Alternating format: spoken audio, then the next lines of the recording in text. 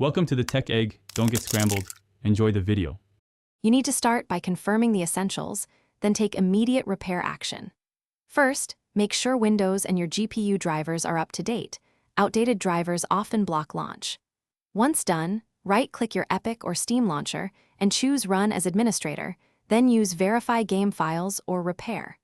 Make sure overlays and background apps are closed via Task Manager before relaunching, because they frequently conflict with the game's startup sequences.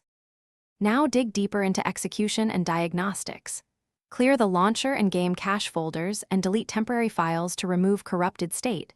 This forces fresh downloads. If the game still fails, reinstall Visual C++ redistributables, DirectX, and NET because missing runtimes stop the executable from initializing.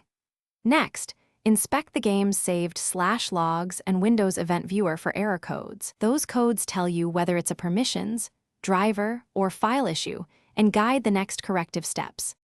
Finish by removing environmental blockers and, if needed, performing a clean reinstall. Temporarily disable firewall and antivirus, or add explicit exceptions for the game and launcher, because security software can block necessary files. If problems persist, uninstall both the game and the launcher, then reinstall to a simple path with full write permissions.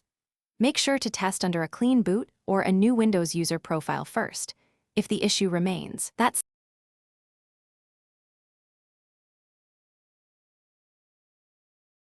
Thanks for watching. Consider subscribing if I helped unscramble your problems.